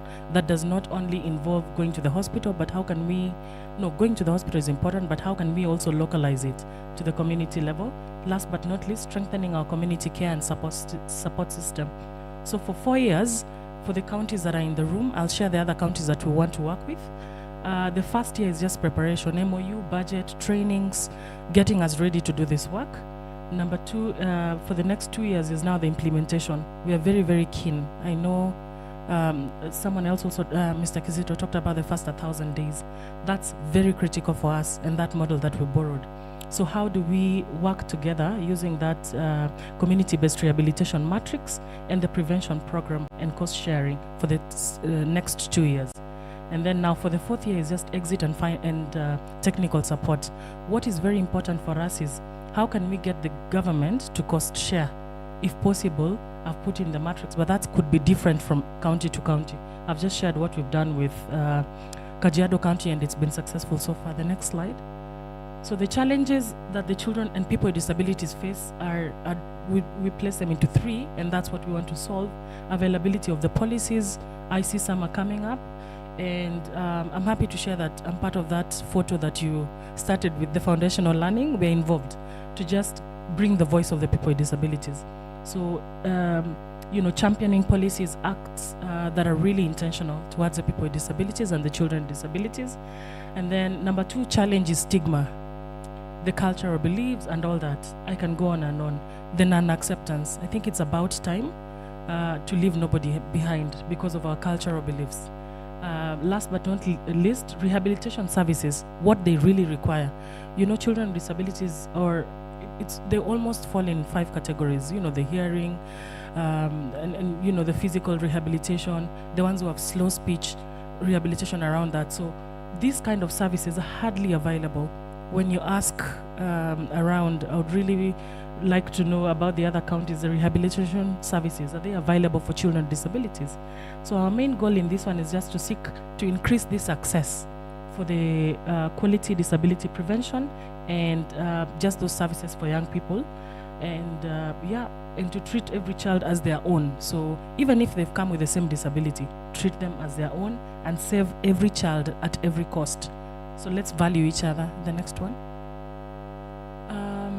I'll talk about, just move ahead so that I talk about what's interesting again. Yes, so what we've been able to do so far, we signed the MOU with the county government and with some of our partners. You can see them in that photo. Next. We've had meetings with key leadership members in the county government that really, we just convened key leadership members, county assembly, including the chairs of health, finance, social protection, disability committees, just to introduce this DPRP, because you have to work together with them so that we also secure that cost sharing support model from the level of CECs.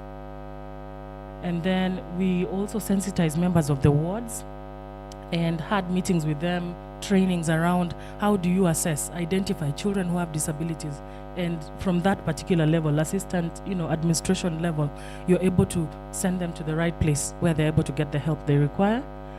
We also worked with a key stakeholder who are the schools on the education front.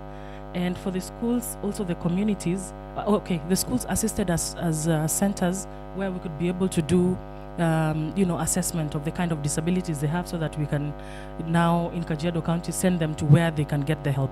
If it's eyesight, we know where to send them. If it's physical support, we'll know where to send them. And I'm happy to share that we were able to get around 700 plus children with disabilities in that county. 300 of them have been able to be assisted with assistive technology and all that. So we are moving on well. Also, we had training with sub-county officials. Yes, thanks. The health management team, because they are the key people, just training around. We trained around 45 healthcare team members in Kajiado East. And in Kajiado, we're in Kajiado East, Kajiado West, and Kajiado South, working together in this space. So just working with the health teams, training them on this DPRP kind of model of support. We also worked with the community health assistants. That's very, very important. The CHAS. Yeah, I know we have all these CHAS and CHPs, but we worked in Kajiado County, had trainings with them, skilling them on disability screening, because they're at the community level. How can they screen? How can they identify? And comprehensive rehabilitation services that they can offer even at that level. And also the CHPs, we talk about the community health promoters. They've been key to help us even in mobilizing places that were not reachable. So just mobilizing as much as possible. So we have trained 141 CHPs in Kitengela, in Kapute North, like the northern sides. The other words are very Maasai, so I'll keep it at that. But the north-south, I'll wrap it up. Sawa. And then we've trained also the teachers, because of now the children who've now gone into school, or the children who are already in school. You could be having a learner, you think they're a slow learner, and or you think they're not able to read, but they just have an issue with eyesight. So how can a teacher be able to quickly identify that a child has an issue with the eyesight and help them get glasses, at the very least, and assistive technology? So training the teachers and many other things. So I just want to wrap it up and say there are several other counties that we also want to do this intervention with, and it's just a 4-year one. We hope to interest you, the county governments who are in this space, like Siaya, Kilifi, Moranga, Meru, Samburu. We're in Kajiado, Nairobi is part of it. And we want to have conversations and see how do we support the children with disabilities so that they're able to thrive and not be left behind. Thanks.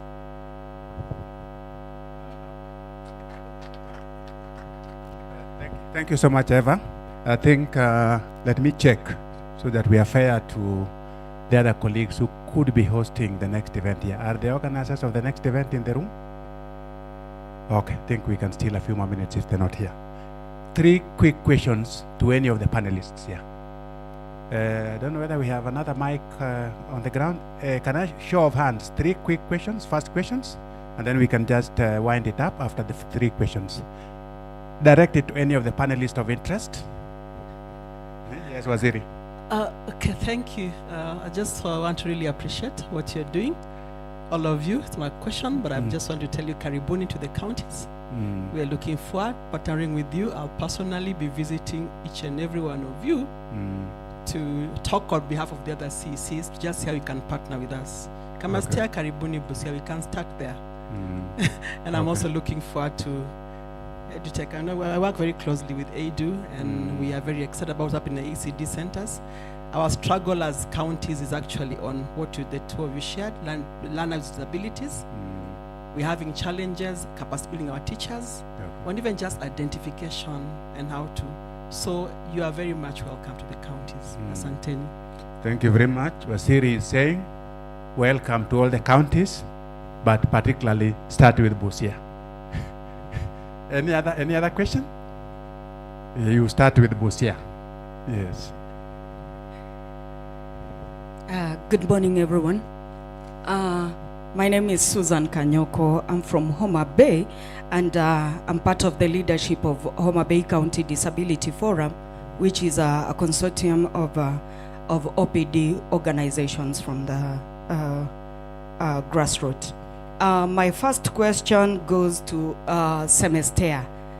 First of all, let me ask you, what was the criteria of choosing counties that you'd support and train teachers?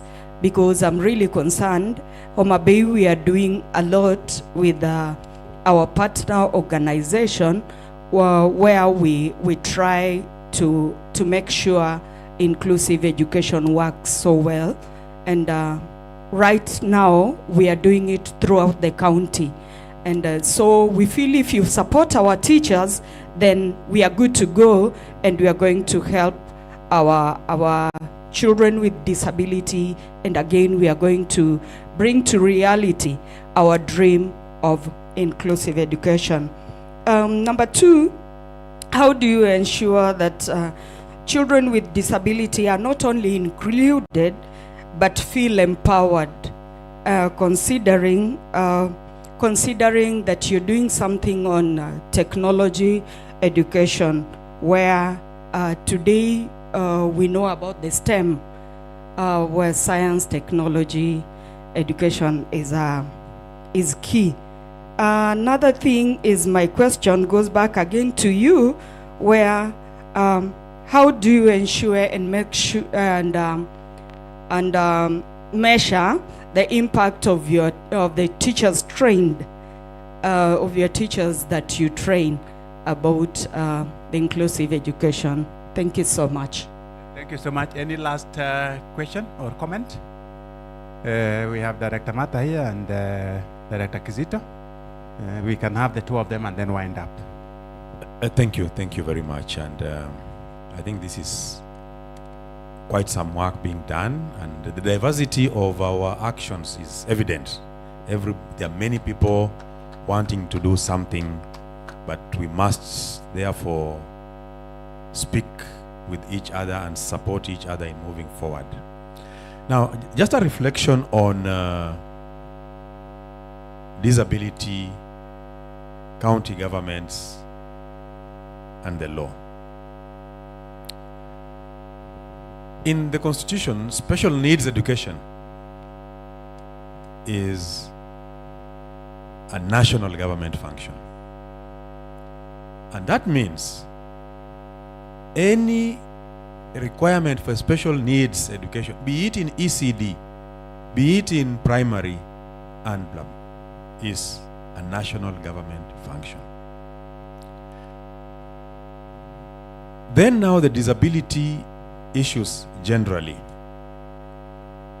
In spite of the recently enacted law and policy, the architecture of disability action by government has remained intact. The National Council, blah, blah, blah, blah, blah, blah, the funds, who is supposed to manage the funds and all that. Now, when we get into the county government, and we want the county government therefore to commit itself, we usually ask ourselves, but national government has the money. It is there. There are two funds, two different funds on matters disability. But we want to commit the county government without then looking at where the money is for disability, and therefore have the county government utilize part of that money to invest in the people with disabilities for all the interventions required. I don't know if, sorry, I missed the name. Eva. If Eva, you have had that reflection as you engage with the county governments on the institutional, the financing architecture, and the distribution of functions between the two levels of government on addressing issues of disability. I thank you. Thank you very much. Thank you.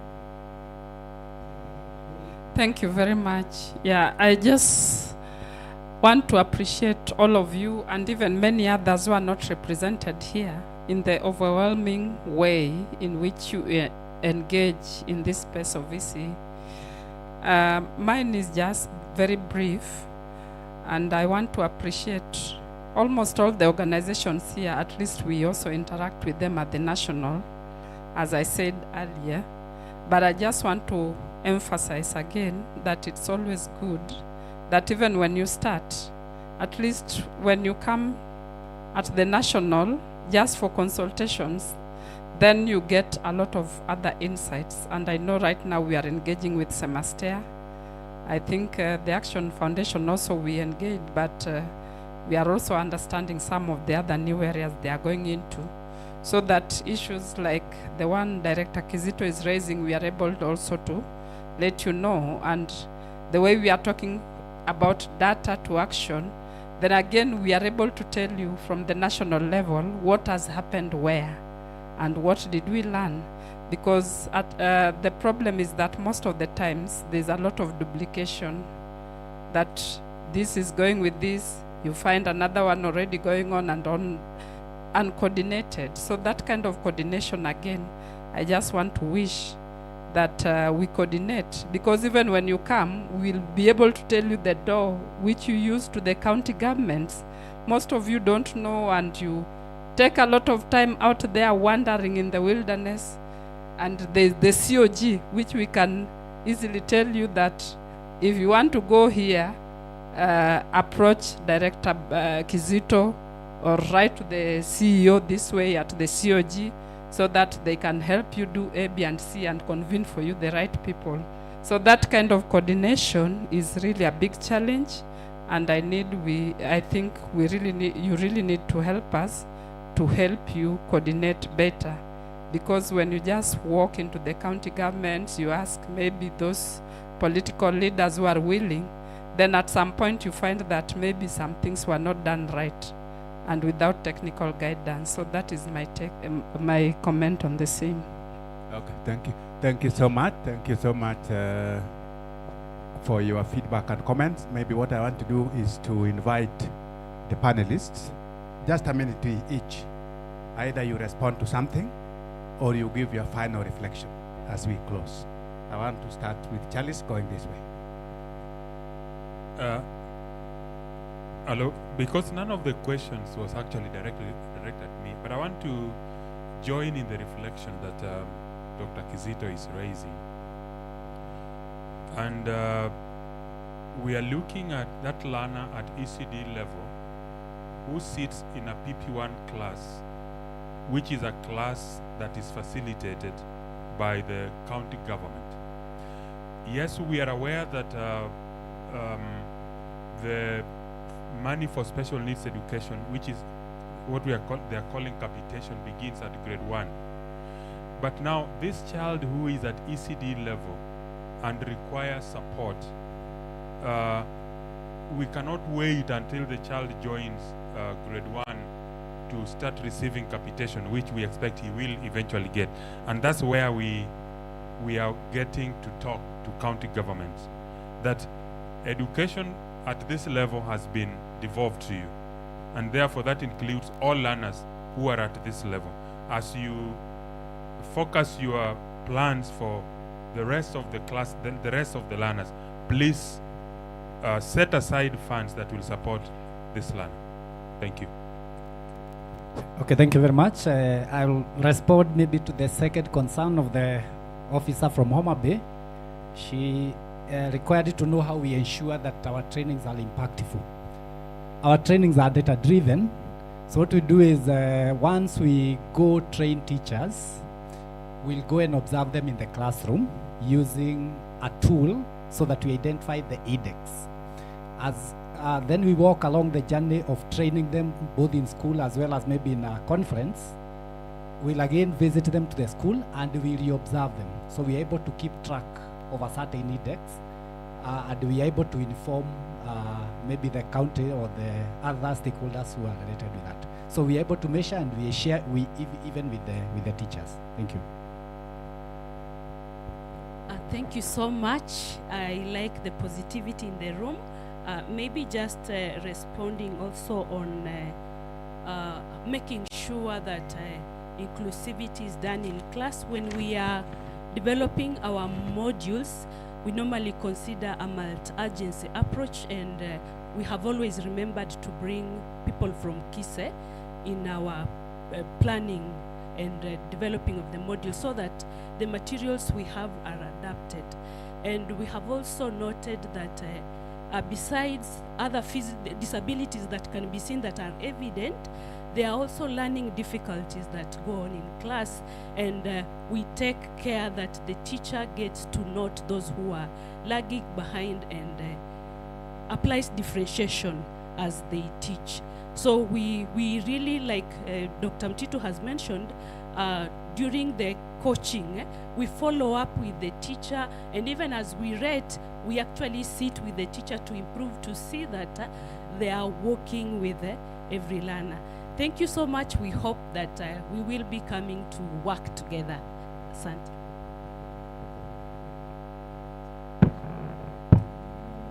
Thank you so much for the kind comments we've gotten.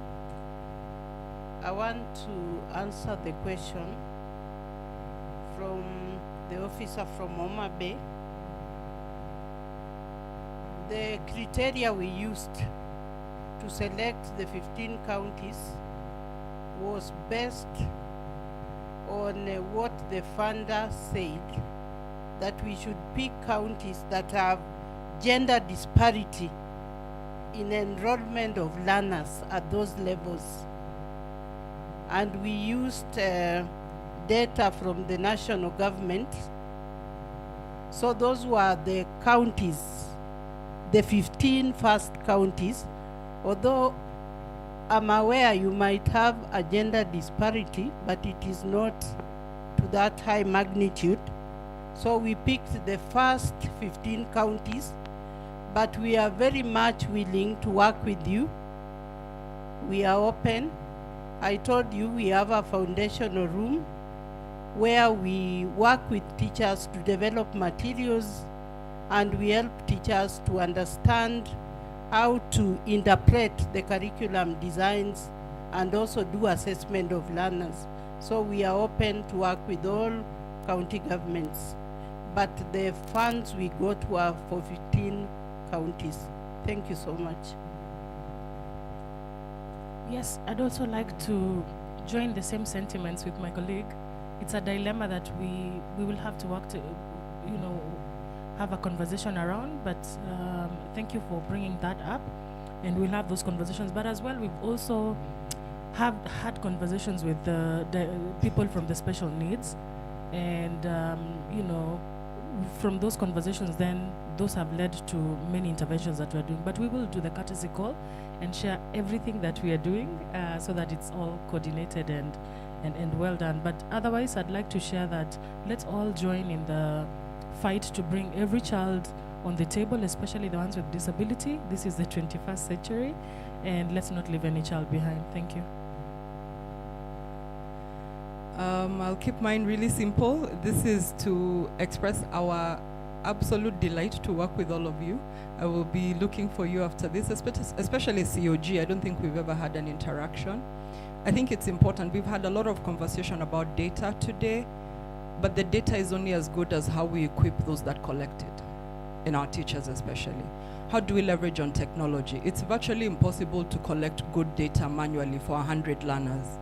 Data that can be able to speak to progress, data that can be able to speak to their health, data that can be able to speak to their attendance, which of course impacts how they perform. How do we also free up? There's a lot going on in our classrooms. How do we make sure that when Semester calls them, they're not stressed about the fact that Semester wants to sit with them for 2 hours and they have to do manual reports? How do we make technology a lever for teachers? I think we've focused a lot on learners. And if we're frank with ourselves, we haven't seen the gains we've wanted to see with all of the investment that has been made. And I think on the continent, we've made a significant investment. So how do we leverage tech for data? For the last comment, I'll step out of my role and now speak as a Kenyan. Because on this table, there's a lot of funding. And the reality is that this funding may not be there at all in the form that we know it going forward. How can you coordinate us as government so that you make sure the little we have is going to fill all the holes It doesn't make sense for 3 of us to tackle the same problem and there's another problem that hasn't been tackled. Again, how do you leverage on tech to make sure that you know who we all are, what we are all doing? How do you join us up together? You know, the government is so powerful that if you came and told me and EDT to work together, it would be up to us to figure out how. But if we wanted to work in our schools, we would make it happen. Could you just be a little bit more aggressive with how you coordinate us? Because we have a little time with money that is dwindling and we need to build sustainable programs that we can be proud of for years to come. I'll stop there. Thank you. I think that is a very good note to close. How can government coordinate us at both levels, national and county? I think moving forward, as Waziri wa Busia amesema, you pick direct discussions with members here and see how you can be able to move along. We are going to continue working with you at both national, COG and county governments together at 3 levels. Level 1, as INSPIRED, we have some agreed mandate with the ministry and assigned MOU. We are actually finalizing the MOU with COG and we need to start working for the next 1 year from September on 5 main things. One is how do we help counties to begin to start collecting their data so that ECE data becomes part of CHEMIS, working with the ministry and COG, because sometimes when we are planning, people are struggling to see where ECE data is. And I think even the ministry says when National Treasury and Planning is budgeting for education, they are struggling to get figures for ECE to budget. And I think now this is the challenge now we want to throw to the counties. Can we work with you? We've suggested that we'll work with COG and ministry to pilot this. We were proposing 2 counties where we work, Wajir and Mandera. But because of the commitment I've seen in the room, I don't know how many CECs are here, because I want to say that because of the commitment, how many CECs are here? I think most of them have left, but I want to suggest, I'm going to talk to my team, if we can include Busia and Embu, because of the commitment I've shown in that pilot. And probably if we add another one, then we pilot with, we are budgeted for 2. We can see, I'll talk to my team to see if we can tweak the budget to do the pilot in 5 counties. Oh, Homa Bay is, oh, hey, okay. We have seen you.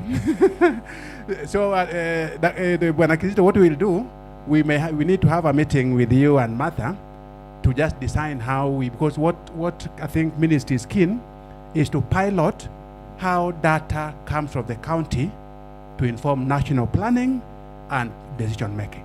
And I think EdTech, you will see how you can help us leverage on technology when we do that. That's the discussion we want to have. Then we are also in the last 1 year bringing together CSOs that are working with both COG and the ministry in what we are calling CSO Coalition on Foundational Learning. So the first level that we want to do is we coordinate ourselves before we go to Bwana Kizito and before we go to Madam Martha. So that when we go, we don't want you to go today, Eva will go tomorrow, I go the other day, and Telis comes after me. They'll start asking, but your colleague was here talking about the same thing. Let's talk about that same thing and say, for COG, when we go, this is the priority. You could be leading one priority, I lead another priority, Telis leads another, and coordination will be very easy. So everybody coming in, they'll say, you go and talk to the CSO coalition. We already have a framework. So I think that is what you want to champion. Then we are also looking at how do we support COG to review schemes of service for teachers. We also want to look at intergovernmental coordination framework. That is one of the priorities. And then financing framework for ECE. COG told us that they're trying to lobby Senate and the Commission for Revenue Allocation to give funds direct to ECE, but they're being asked for data and justification. You are asking for money. How much? Why? We want to see if we can support that process. And then I think the other one is the model policy. We will be able to see how we work with the ministry and COG to do that. Yesterday, I was in another room, the other side, where the children services is also working on an integrated ECD policy. So we want to see how do we pull all these 3, because I know the ministry already has a policy that governs COG wants a model policy. Children's Services is working on integrated policy. How can we bring the three together to have one national policy on these things? So I think that is where we are. We will be free to engage directly with the members, partners here, moving forward. But I think what we'll do is, out of this, we'll do a small report, and then we can actually, based on that, we can organize our first meeting. Our first meeting as a social coalition. I know Director Kizito will be very lucky. He convenes us on very short notice. Sometimes we just call him overnight. I say, are you there tomorrow morning? We come for tea. So we can do that in the month of September, and then we do the same with Martha here, so that at least moving forward, when we start appearing coordinated, we'll make it very easy for them to coordinate us. Thank you so much. I think with that, I want us to close here and make two requests. We make sure that you sign, because we are going to sign the form and give correct email. We will send all these presentations to you. We'll also send a report to you. And possibly, we also want to make sure that we increase networking. We are going to type the list of participants and send you the contacts.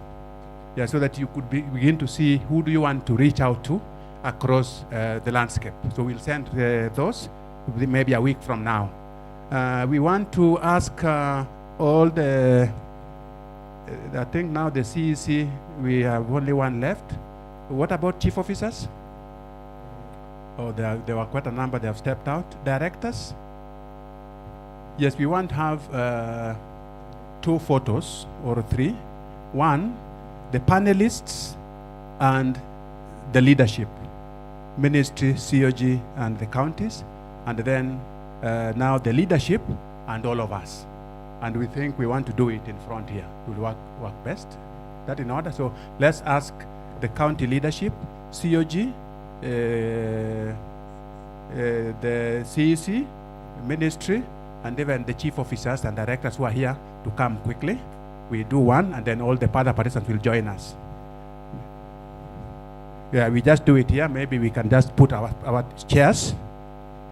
No, we just do it here. I think the photographers will guide us where they want it to appear. So let's have all the county leadership to take the seats, and the COG and ministry, and then some of us who may not be able to sit can stand. Semester, I think one of the semester leads should be in front, or all.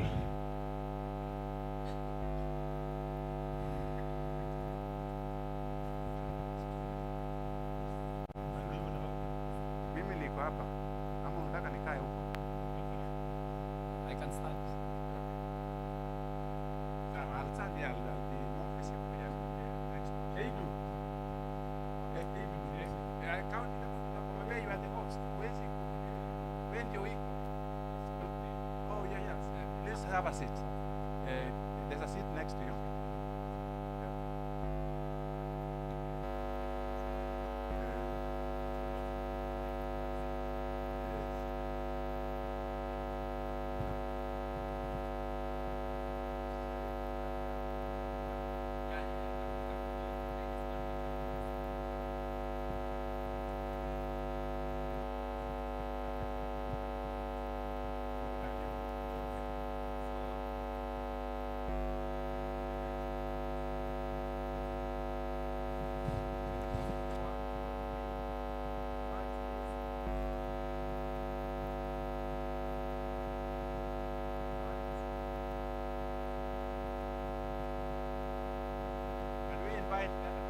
Can we join us so that we